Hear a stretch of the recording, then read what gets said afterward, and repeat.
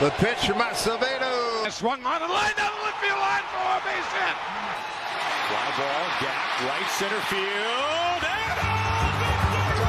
Double him up at second.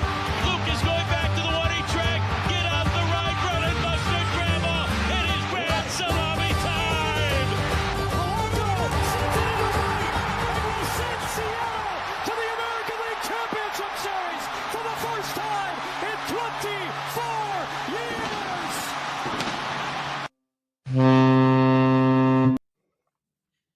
Have we ever been more back? Seattle Mariners sweep aside the Sacramento, no longer Oakland Athletics, and are in first place in the American League West. Mahal Domingo Anderson, joined by Jeff Budke on episode 161. And Jeff, how about that series? Hop on, baby. We're piggybacking all the way to first place. Let's go. The I told piggyback you. might work. I told It you might all of the answers to our problems were Colt Emerson. Oh, we can't hit a lefty pitcher? Colt Emerson. Oh, the vibes are bad? Colt Emerson. Shortstop? We'll get to that later. Is it coming? Is it coming? Is it coming? What a series. Colt Emerson has been fantastic for, 4 or 5 days now. This team, that is easily the best series, in my opinion, they have played all season. Most complete. Every facet of the team was working, was rolling. It was fantastic to watch, and more of that, please. We swept the Cardinals a month ago, and that felt like it was really difficult to do on the road. I would not describe the series as difficult. Kurt's Nick comes in with a 46, 47 game on-base streak. He goes 0 for 11 with a walk. Awesome stuff from the series. The Mariners gave up just 4 runs over the 3 games, 2 of which were in the first game when that game was already out of reach. They scored 9 runs in 2 of the games, and that's an Oakland, well, no longer Oakland offense that is really good. Like, that is a really good lineup. And look, their pitching staff isn't great, but holding that lineup the way they did is really impressive. And that's what they got to do. They need the starting pitching to be able to be something that can carry them through the first 6-7 innings of a game. That's how they're going to win. That's the formula, and we saw why it works. Things feel a lot better with Gabe Spire, with Matt Brash, with good starts. It just feels better. You and I pride ourselves. We watch a lot of this Mariners team. And on Wednesday's telecast, they talked about how Rob Refsnyder reached base 3 times on Tuesday night. And I sat there and thought, wait, I watched Tuesday. I don't remember him getting 3 hits. He did not. 1 hit, 2 hit by pitches. And that was praised for an hour on Wednesday's telecast. Wonder which broadcaster was praising it. No one could know. Julio's home run on Wednesday, 97 miles an hour in, 106 going out. That is sick. I love that. That guy has been awesome this year. It's too scary to talk about. It is. I don't know when we're going to be able to talk about it. It might have to be July before we can actually discuss it. But what he has done so far this year has been huge for this team. In the month of March, we went 3-3. In the month of April, we went 13-13. We are now 12-13 in the month of May with 3 games left. Spoiler alert, I think we win 2 out of 3 versus the Diamondbacks this weekend for a 14-14 May record. A lot of games, by the way, in a month. 28 seems like a lot. Yeah, we didn't have that many off days, it seems like. I feel like they're stacking them later in our season, but maybe I'm just completely tripping too, and it's normal to not have many off days. The piggyback is at 17 innings pitched, 2.12 ERA, and 21 strikeouts. It feels like there's a lot of drama, there's a lot of frustration, but I want to take a moment to pause and say the piggyback is not the worst case scenario for this team. The worst case scenario for this team would have been reassigning Emerson Hancock to a different role. And yes, we are going to make fun of this team. Yes, we're going to make fun of the script on this show. We can't not. But Emerson Hancock has been awesome. I want to make sure to highlight that. 11 games started, almost 6 innings per start, 2.78 ERA, 4.2 K to walk ratio. His previous career high was 2. He's at a 1.005 whip, 8.8 Ks per 9. Dude has been awesome. He's probably an American League All-Star right now, if they had to name it today. He's been our most consistent starter. He's been our best starter. I mean, it's completely out of nowhere. He's reshaped his arsenal, reshaped his arm slot. The fastball value that he has gotten has been absolutely incredible. So what he has done cannot go understated. We have not talked about it enough as a podcast at all because he hasn't, had those super eye-popping starts that we would love to see, which would be what makes us talk about it. But consistently, he just goes out there, throws 5-6 innings, 1-2 run ball. And when you do that consistently, that's an elite MLB starter. That's what he's been. And it's been huge for this team. It's been incredible. His worst start was a win against the White Sox where he gave up 5 runs. If you take that off, his ERA is below 2. Yep. I mean, he's the guy that forced the piggyback, like you said. And I talked about it on Wednesday's episode. But legitimately, I don't know if there's a better option for the piggyback. Like, Hancock has forced their hand, and they didn't know what hand to play. And the only thing about this piggyback that sucks is that it pisses off Bryce and Luis. That's the only thing. And pissing off Bryce is unacceptable. Yeah. We're going to piss off Luis in the next 2 years. It's just a matter of when and for how long. Yeah. Bryce needs to be the guy that eats up the start. He needs to be the guy that's the bulk guy if you're going to do the piggyback. There's no reason for him to be coming out of the bullpen. This is the guy you want to extend. Divish has talked about multiple times that if one of these Mariner starters is extended, the most likely guy is Bryce Miller. You have to keep him positive on you and your front office, and pushing him to a bullpen role is just not that.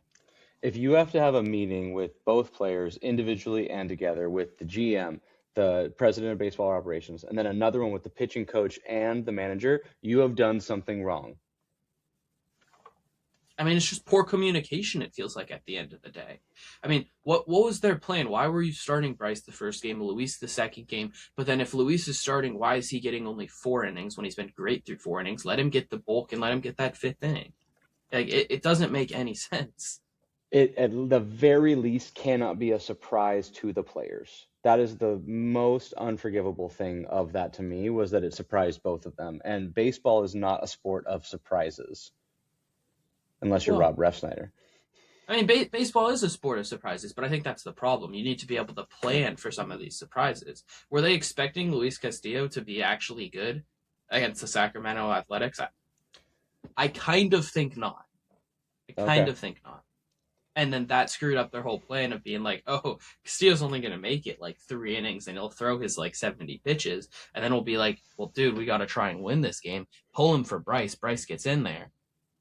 But, I mean, the offense woke up, scored 9 runs that game, and you saved your entire bullpen, which really allowed you to win Tuesday night and somewhat on Wednesday.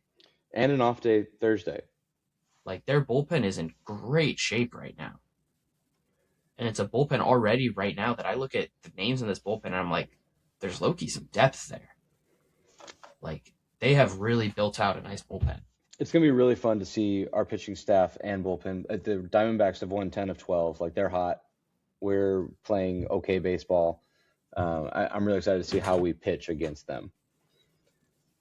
Yeah, it should be a really entertaining series.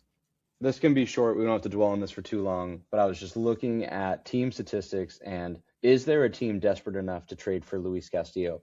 We are not getting anything in return in any of these things. There is no package out there. If a person is tweeting and you see like, oh, we're going to trade Castillo for X, Y, or Z, they're wrong.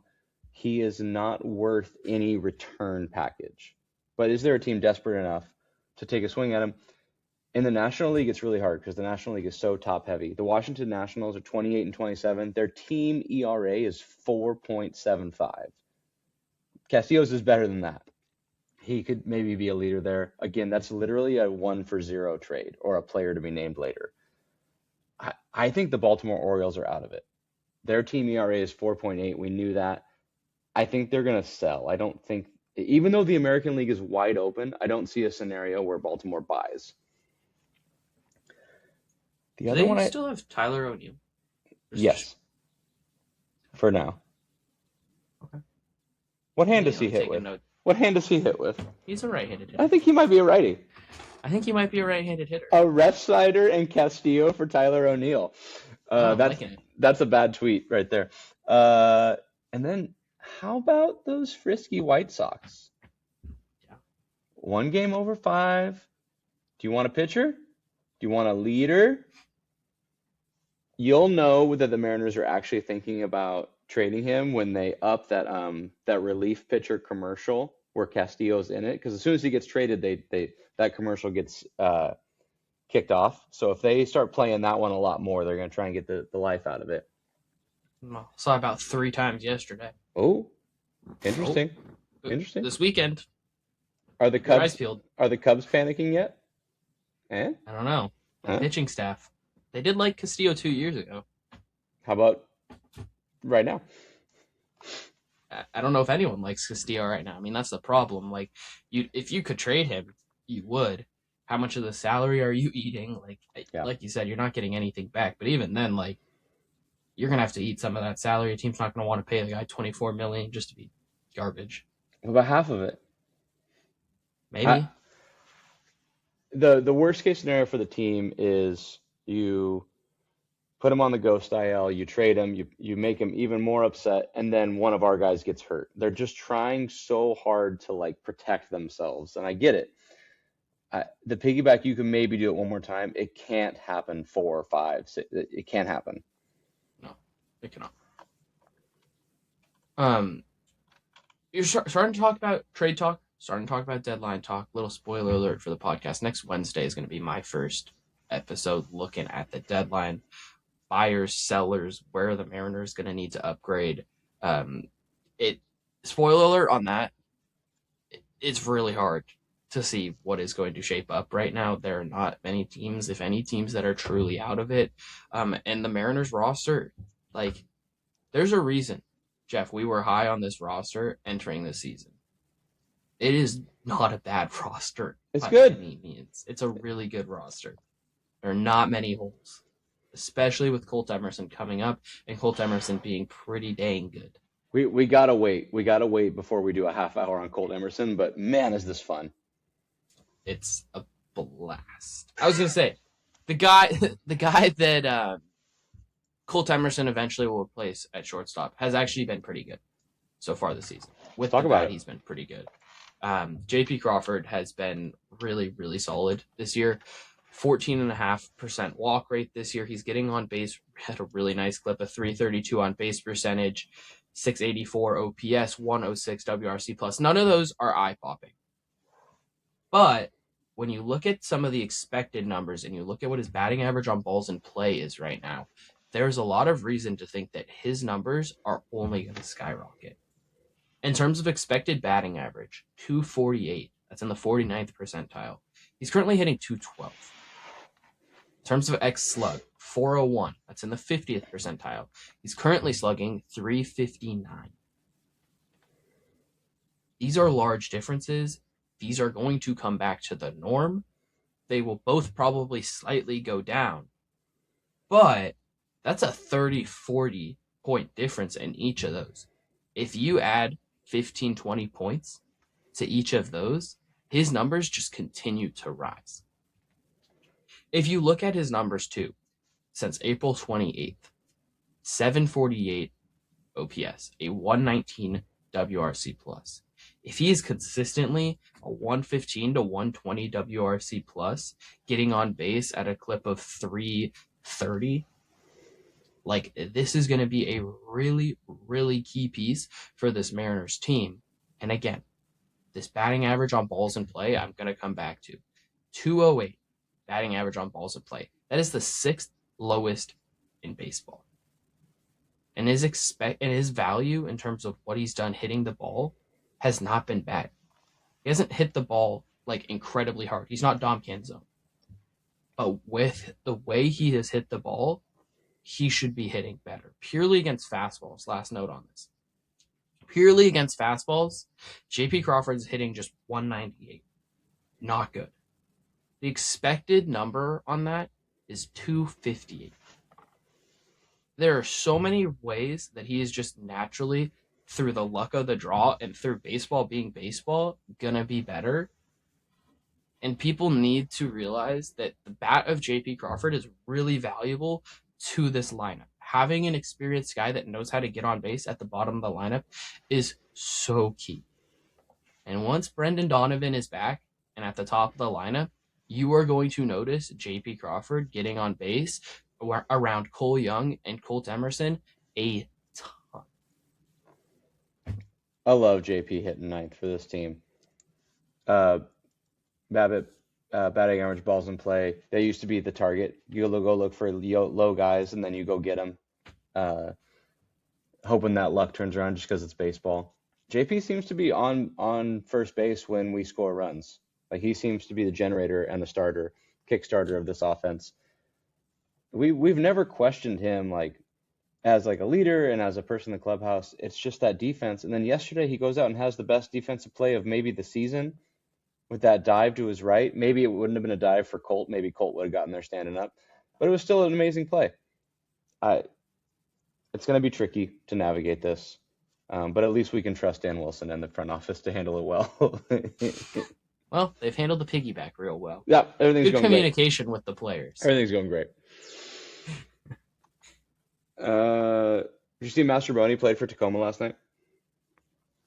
Where does he fit on this roster? I don't know, but F the WBC for just messing everything up. Facts. Do you remember Cal Raleigh? Do you remember Cal? No. A former Mariner. He's in Arizona now, just kicking it. Oh, okay. He might throw, he might not. Just kicking it. Yeah. He's just having a good time in the dry heat. This team could start to look a little bit more fun. We'll see. I don't know if Master Boney has a place on this team. I do want to talk about our first baseman, though. Joshua Naylor on the season overall / line 255, 320, 673, which is incredible when you consider the start that he had. Our team asking for the ball when they get to first base, that's because Josh Naylor started out the year so terribly. I don't think he had a hit for about 10 games. I think LA was his first hit, which wasn't that. He's currently at a 96 OPS plus, which means that he's dragged himself from the depths to be close to an average ball player. If you start that bad, that means you've been great since then. The last 37 games, he's got an 826 OPS, 5 home runs, 22 RBI. A full season that would reflect the first third of his year is a 16 homer, 37 stolen base season, which is hilarious. I'm not saying he won't slump again, but I think that the big fella is back. I think he's going to end the year 20 home runs, on base a ton. His last 37, I think I said his OPS or his on base is 371. I'm like, bro, that is huge for our team. It's weird to have a cleanup hitter that's just on base a lot and stealing bags, but he's been back to his stud self that he was after the deadline last year. Yeah, and I think the only thing you're really missing from him is a little bit of slug. You mentioned he only doesn't really have that many home runs, only 5 home runs. But, I mean, the bigger thing for me is that I expect Josh Naylor to be a guy that's going to hit doubles into the gap, right? Part of that's that he's just not a very fast guy, but he also only has 5 doubles. And, not I'm a very waiting. Fast guy. That's very polite. Well, we got to stay polite on here, Jeff. not a very fast guy. Yeah. Which is part of the reason he only has the 5 doubles. But this is a guy that sprays the ball all around the yard. He can utilize the entire field. He goes gap to gap. I'm just waiting for a double like he had last year against the Rockies. Yep. Into left center field with 2 runners on. Give me one of those, and I'll be like, okay, Naylor's back. We're good. And we can't discredit that when he gets on base and he steals second, that's the equivalent of a double for your team. Dude is so smart. I'm so happy we have him on our baseball team. It's incredible. Him and JP bought Colt Emerson a suit. They talk about that. That's just what you do with the young guys. And it being those two as our captains. Yes, more. It's been great. Give Naylor the C pretty soon. Oh, that sounded bad. Give him the captain's C. I'm not going to say that sentence again. Sailor Captain Naylor. Sailor Naylor is going to become captain El Capitan. That's what we're waiting for. He's Canadian. We're fifth in baseball in quality starts. We're a top 8 pitching team. Right now in hitting, we're in 18th by a lot of different metrics, between 15th and 18th. We're in a trash division in a trash league. We're in first place, baby. We're under 500. Let's freaking go. Let's freaking go. Let's freaking go. First place, a game below 500. And that offense is only going to pick up.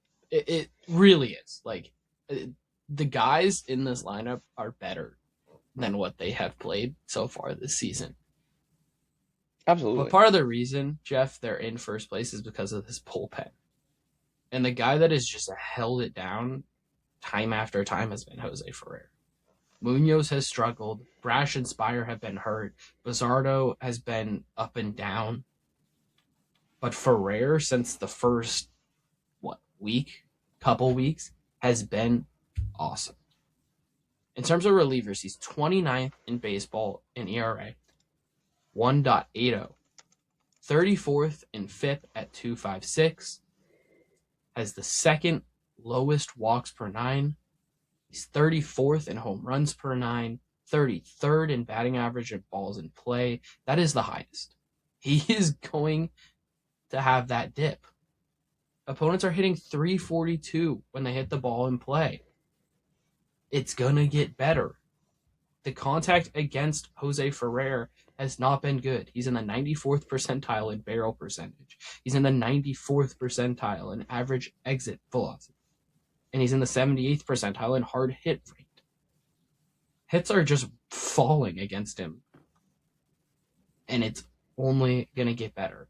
His baseball savant page is gloriously red. Red. 96th in expected ERA. 83rd in expected batting average.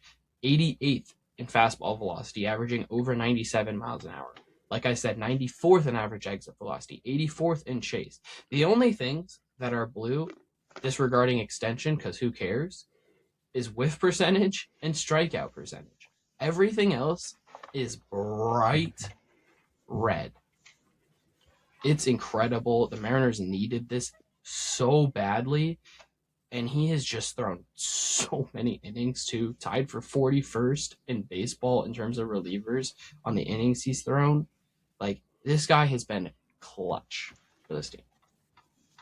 He's been on a terrible Washington Nationals team for his whole career. He looks like he has a pep in his step. I would describe Munoz as a little tired, a little weighed down right now. He's not free. Ferrer comes in and looks like a puppy, like ready to freaking go.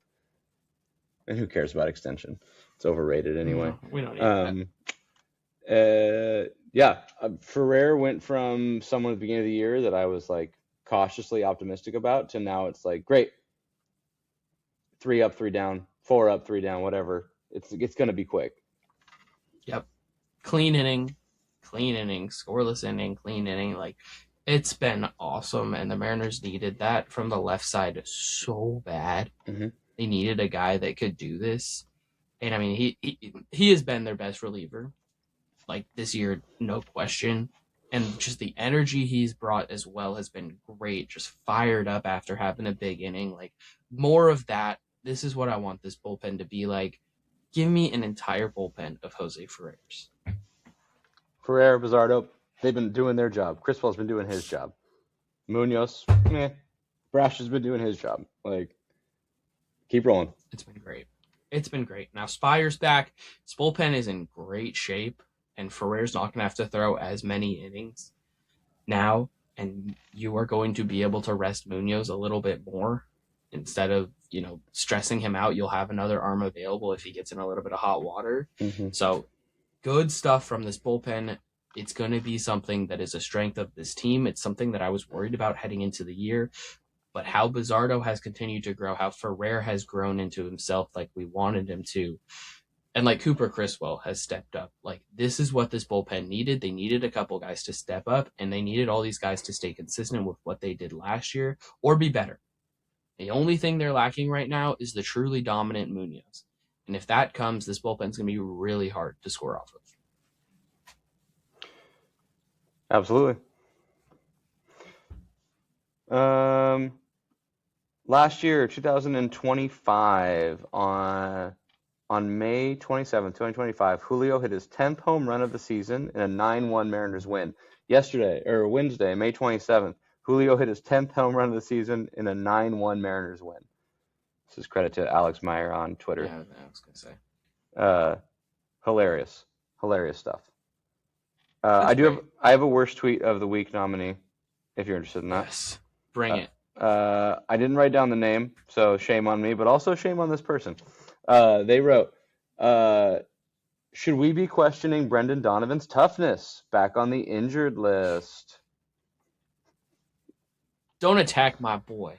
Honestly, Don't attack him. It's May.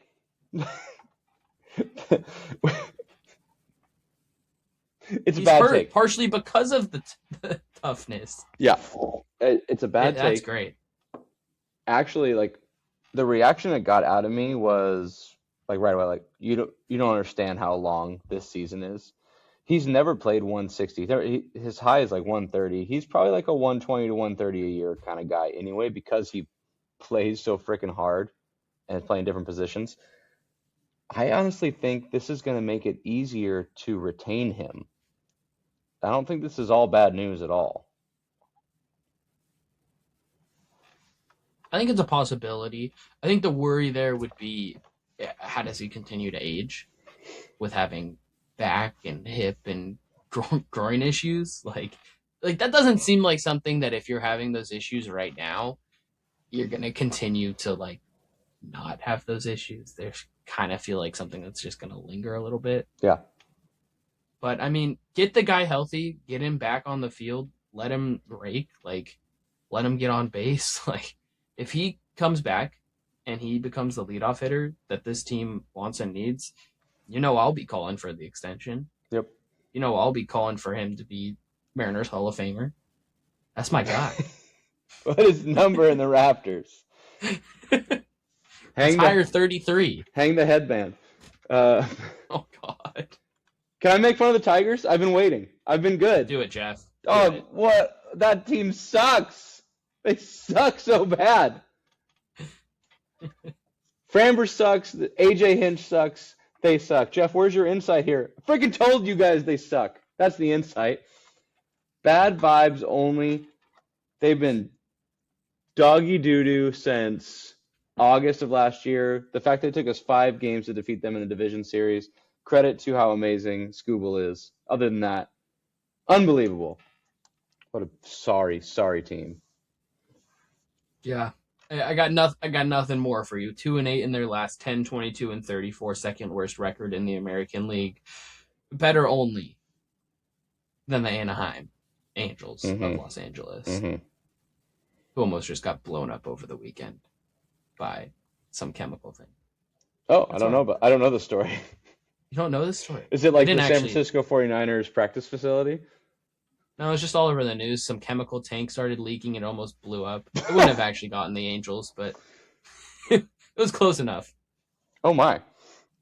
Oh, yeah. Orange County. Yes. But for any Tigers fans listening, as I dance on your grave, I did also think the Royals were good. So I'll take that one. I don't know how. The American League is weird. Baseball is weird. The Tigers and Angels play this weekend. Safe to say I'll be tuning in 3 times. Jeez. What a series.